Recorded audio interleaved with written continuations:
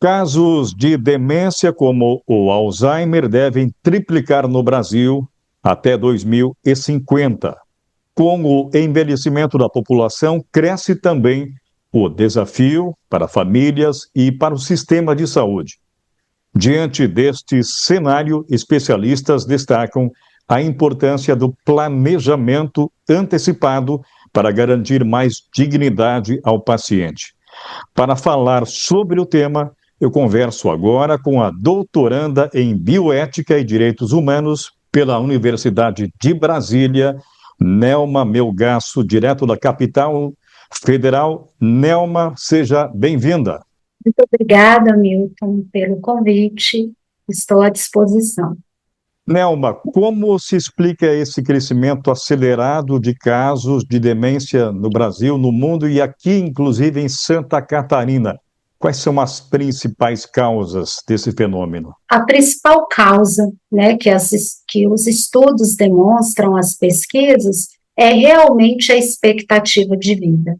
Por um lado, é muito desejável viver mais, e nós estamos vivendo mais, não é? A expectativa de vida já está em torno de 76 anos no Brasil, é uma excelente notícia, mas viver mais também nos coloca em outra situação.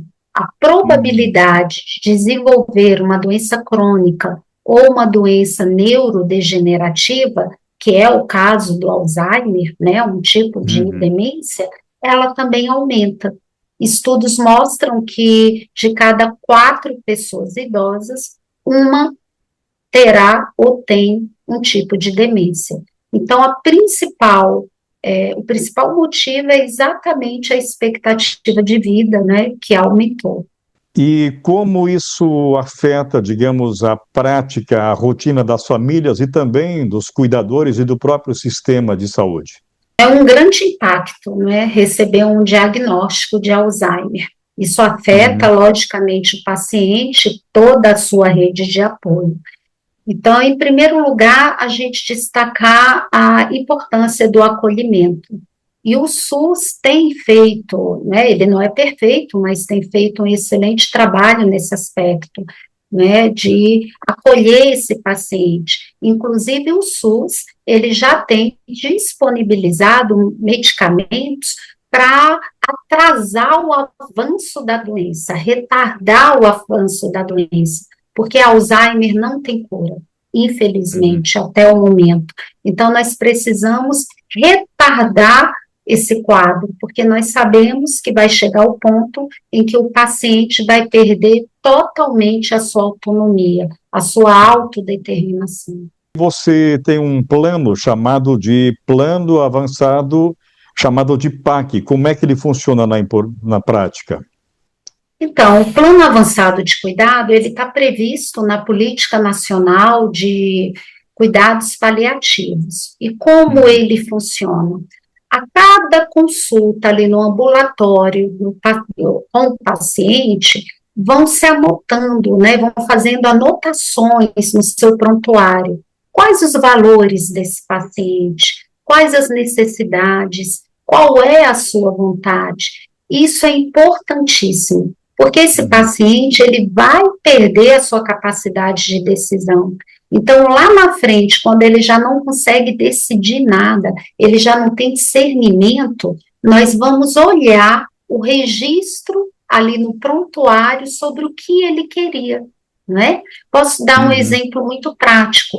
Hoje, com o avanço, né, da tecnologia, nós podemos prolongar a vida o máximo com o uso de tecnologias, mas nós também podemos ter uma morte natural. O que esse paciente deseja, né? O que ele pensa sobre isso? Ele não precisa entender do mecanismo em si, mas o ponto, ele quer que sua vida seja prolongada ao máximo ou ele quer uma morte natural? Então, são questões, assim, que a gente também anota nesse plano avançado. E quando esse planejamento, essas anotações devem começar a serem feitas? A partir de que momento existem alguns sinais claros, evidentes, para começar a fazer essas anotações, essas observações? Sim, assim que recebe o diagnóstico, né? E aí eu trabalho com direito à informação. O paciente, ele tem um direito de ser informado sobre o diagnóstico, a doença que ele tem e quais serão os próximos passos. Então, logo ali, a gente já propõe para o paciente que ele faça esse plano, que tenhamos essas conversas. É uma situação, um fenômeno, digamos, não é novo. A questão, já se fala há muito tempo sobre isso, mas ainda falta informação diante de todas as informações que nós temos atualmente? Infelizmente, Milton, sim, falta informação, falta também capacidade, né? Capacitar os profissionais de saúde. Nessa área dos cuidados paliativos, eu trabalho aqui também no Hospital de Apoio, tem uma ala de cuidados paliativos, a gente já oferece, né? Vamos fazer um plano? O que é esse plano? Quais os cenários dessa doença no futuro? Precisamos saber o que o senhor deseja, porque, infelizmente, Milton, a gente não tem essa cultura de falar sobre isso. A gente não fala sobre a morte. A gente não fala sobre a possibilidade de, daqui a uns dias, não ter mais essa capacidade de decisão. Então, observe que envolve comunicação, envolve uma conversa sobre um tema delicado, mas que é primordial. Isso também ainda é um tabu, então, na família, a própria Sim, doença. E o paciente, essa. quando é diagnosticado, digamos assim, ele precisa saber que ele está com essa condição necessariamente? Sim, é um direito dele. Imagina você não saber que em alguns anos você já não vai ter capacidade, você já não vai reconhecer as pessoas, você já não vai ter uma facilidade né, na linguagem, que o Alzheimer não é só o esquecimento, afeta também a linguagem, o comportamento, né, até você perder a autonomia, até você perder esse eu, né, até você perder sua personalidade. Imagina você não ser informado sobre isso. Por isso eu trabalho muito com direito à informação. Por mais que a família fique com medo de falar o diagnóstico, mas é o paciente quem vai decidir. Ele quer saber a sua doença? Agora, se ele não quiser, tudo bem, mas é ele quem vai decidir. A família, ela consegue lidar com essas situações até que ponto hoje? Olha, pelo que eu observei na minha pesquisa, e eu trago também nesse livro que eu escrevi, é que, passado o impacto inicial, porque o impacto, né, dessa notícia abala muito a pessoa, então, logo depois, o que a gente observa? A família quer fazer o melhor para o paciente, né? Quer cuidar da melhor forma possível desse paciente. E aí é a hora que a gente fala, olha, uma maneira de você preservar o que o seu pai, a sua mãe deseja, né, se for o caso dos genitores ali, é fazendo esse plano. E o que a pesquisa mostra, e eu coloco muito claro no livro, que famílias que fazem esse plano, quando chega no momento que o pai já não reconhece ninguém, já não tem capacidade nenhuma de decisão, a família se sente, de certa maneira, aliviada por saber o que o pai desejava. Às vezes, Milton, a pessoa fala, né? Mas ele não vai saber mais nem quem ele é, mas o filho sabe quem ele é. E o filho quer honrar a vontade do pai. Então, é uma maneira, né, de fazer essa honra e também de ter essa paz mental. Eu estou decidindo de acordo com o que o meu pai queria quando ele tinha capacidade. Pois é, Nelma, você escreveu um livro sobre o tema. Como é que você escreveu este livro? Que dados importantes, além do apontamento do crescimento da doença, como é que você conseguiu compilar esses dados todos?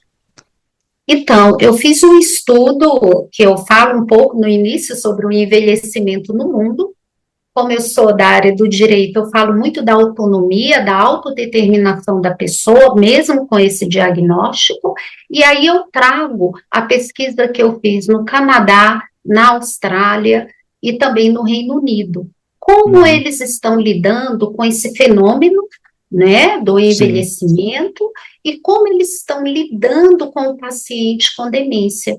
E o meu objetivo maior é mostrar que é possível, e eu trago vários exemplos, é possível a gente fazer esse plano com o paciente, e assim ele ainda ter o senso de que ele é o senhor, né, da sua vida, ele é o dono do seu corpo. Então, como preservar antes que ele perca essa autonomia? Então, eu mostro com dados e pesquisas nesses países que é possível e que já tem todo um movimento. Nós temos, não que a gente vai, né, importar a ideia total, mas a gente pode aprender muito.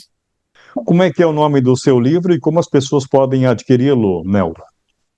Então, o livro se chama Plano Avançado de Cuidado para Pacientes com Alzheimer, e ele foi feito pela editora Lumen Iuris, e no site da editora a pessoa pode adquirir. Nelma, você falou antes, quando a gente começou a nossa conversa, de que é um bom sinal que a gente vive mais, mas tem esse viés, a gente tem o lado negativo também, digamos assim. A senhora que estudou esses casos também em outros países, onde as pessoas já vivem mais, há mais tempo, digamos assim, eles conseguem lidar já um pouco melhor com essas causas ou ainda não? Sim, né, principalmente na Austrália, que eu gostaria de destacar, existe até uma política nacional para cuidados das pessoas idosas, né? Sim. E lá existe até um dia nacional para a pessoa fazer o seu plano, para a pessoa falar sobre isso. Então, eu achei fantástica essa ideia, né? Quem sabe no futuro a gente também consiga chegar a esse ponto, né, de um dia nacional para a gente falar sobre um plano avançado de cuidado, que é possível você preservar a sua vontade, né, de alguma maneira você registrar. Geralmente o plano avançado, ele é feito ali no prontuário do paciente, né, a gente não precisa, né, ir em cartório, não, no prontuário do paciente, ali na presença de toda a equipe de profissionais de saúde, que estão cuidando desse paciente e os seus entes queridos, né? Então, todo mundo participa. No Brasil, quais são os estados que mais apresentam um avanço na doença? Santa Catarina está entre eles? Então, eu tenho dados aqui, né, inclusive em 2024 foram 3.879 casos ali, envolvendo também internação. Também temos um dado muito interessante do seu estado, que mais de 5.000 pessoas recebem medicamentos pelo SUS para, né, tentar estabilizar esse declínio cognitivo, em outras palavras, tentar retardar o avanço da doença. Mas há outros estados que têm mais incidência, sim, infelizmente, até pelo número de pessoas, né, o número da população daquele estado.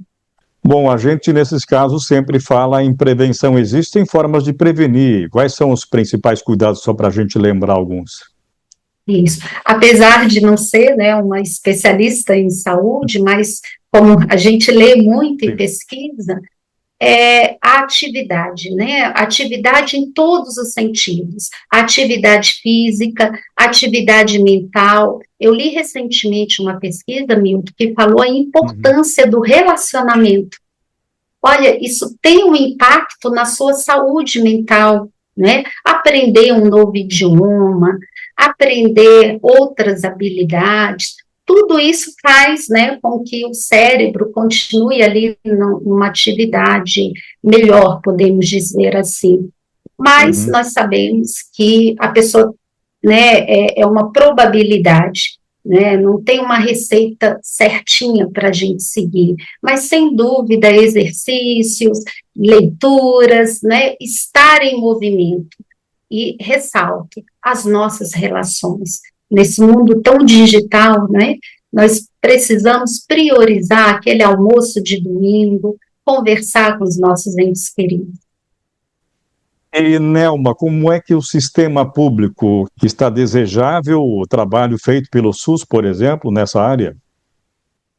Então, no que tange o SUS, né, a gente sabe que é um desafio enorme, mas nós temos o nosso sistema público de saúde, como eu mencionei, o SUS, ele tem, né, essa medicação, ele propicia para o seu paciente, para, né, o seu usuário, mas principalmente paciente, essa medicação que vai tentar retardar o avanço da doença. E também nós temos, aí eu falo de Brasília, né, não consigo falar do Brasil todo, o empenho nesse sistema de saúde, nos hospitais, né, para esse paciente em específico que estamos falando.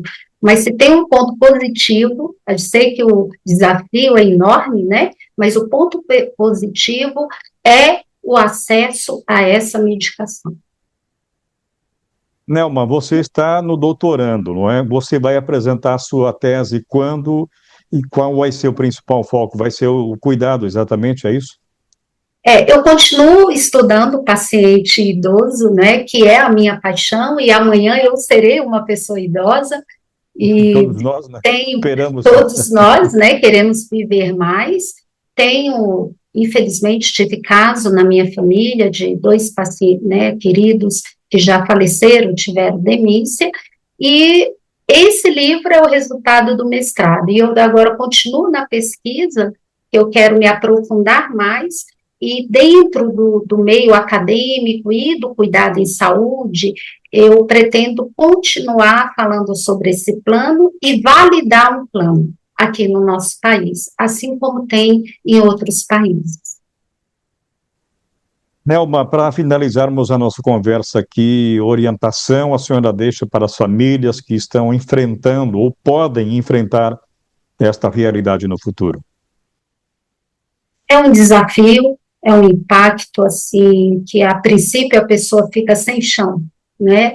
Mas é possível e nós sabemos que muitas famílias cuidam dos seus entes queridos com Alzheimer e com outro tipo também de demência, né? Uhum. E que nós devemos procurar, sim, ajudas também, tanto no campo psicológico mesmo, da saúde, e que o que a minha pesquisa me mostrou, né, é uma paz de espírito, a pessoa decidir sabendo qual era a vontade daquele ente querido.